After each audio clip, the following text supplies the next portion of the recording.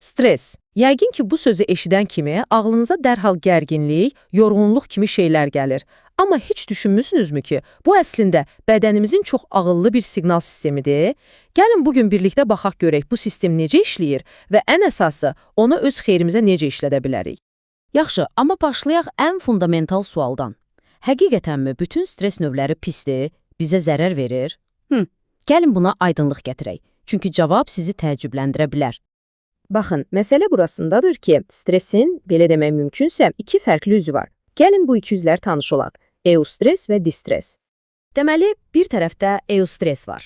Bu, o yaxşı stres dediyimiz şeydir. Məsələn, vacib bir imtahandan və ya təqdimatdan əvvəl hiss etdiyimiz o yüngül həyəcan var ha. Bax o, bizi daha yaxşı işləməyə, fokuslanmağa sövq edir.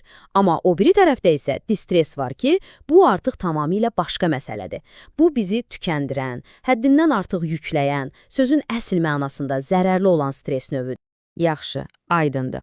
Deməli, stresin yaxşısı və pisi var.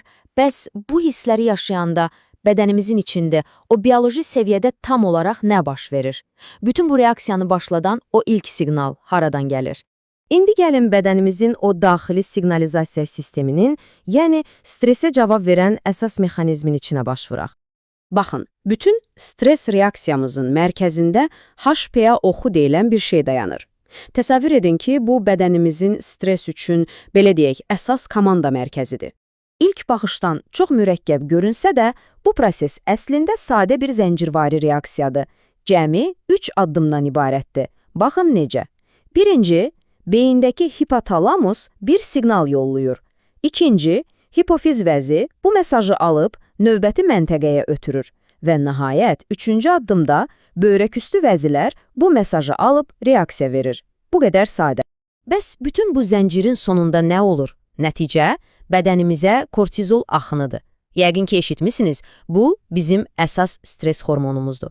Əslində qısa müddət üçün bu kortizol axını həyati əhəmiyyət daşıyır. Baxın, məhz buna görə stres bizim üçün fundamental bir sağ qalma mexanizmidir. Bir anlıq təsəvvür edin, uzaq keçmişdə əcdadlarımız bir təhlükə ilə, məsələn, vəhşi bir heyvanla qarşılaşanda, məhz bu kortizol partlayışı onlara o döyüş ya da qaç reaksiyası üçün lazım olan əlavə enerjini verir.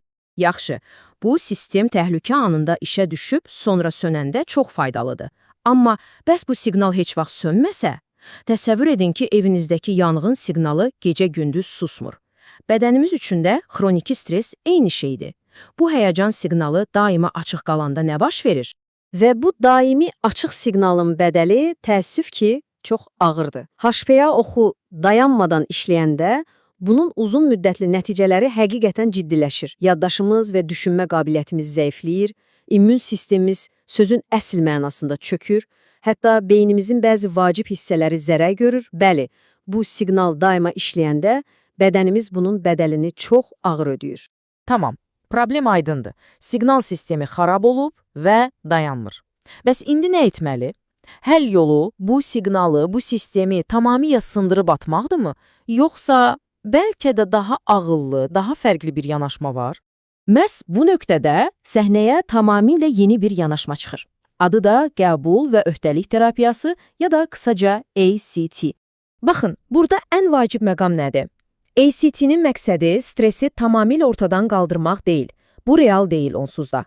Əvəzində, ACT bizim streslə olan münasibətimizi dəyişməyi təklif edir. Yəni, məqsəd o çətin, narahat hisslərdən qaçmaq deyil, məqsəd o hisslərlə birlikdə yenə də bizim üçün vacib olan, dəyər verdiyimiz istiqamətdə addımlamağı bacarmaqdır. Və ACT-nin bizə qazandırmağa çalışdığı bu süper gücün adı psixoloji çeviklikdir. Nə deməkdir bu?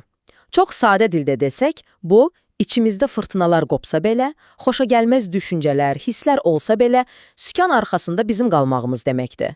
Davranışımızı hisslərimizin yox, öz dəyərlərimizin və seçimlərimizin idarə etməsidir. Bəs sükanı hansı tərəfə çevirəcəyimizi haradan bilirik? Bax, bu yanaşmanın ürəyində, təməlində dəyərlər dayanır. Dəyərlər sizin şəxsi həyat kompasınız kimidir. Hansı istiqamətin sizin üçün şimal olduğunu, yəni həqiqətən nəyin önəmli olduğunu göstərən o daxili bələdçidir. Burada bir şey qarışdırmamaq çox vacibdir. Dəyərlər məqsədlər deyil. Arada böyük fərq var. Baxın, məqsəd çatıb bitirə biləcəyiniz bir şeydir. Sanki bir mənzil. Məsələn, marafon qaçmaq bir məqsəddir. Qaçdın və bitdi. Amma dəyər isə bir istiqamətdir. Heç vaxt bitməyən bir səyahət.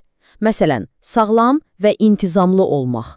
Bu, hər gün addımladığınız bir yoldur. Yaxşı, super, əlimizdə bir kompas var. Bəs indi nə edirik? Gündəlik həyatın o qaça-qaçında, o stresli anlarda bu kompasdan praktik olaraq necə istifadə edə bilərik? Burada çox vacib bir alət də özünə şəfqətdir. Baxın, bu statda onu deyir ki, özümüzə qarşı anlayışlı, mehriban olmaq heç də zəiflik deyil. Əksinə, bu, dözümlülük üçün ən vacib alətlərdən biridir. Çünki kompasla yol gedərkən səhv edəcəyik, yıxılacağıq. Özünə şəfqət, özümüzə hər şey yaxşıdır, qalx ayağa, yola davam et demək bacarığıdır.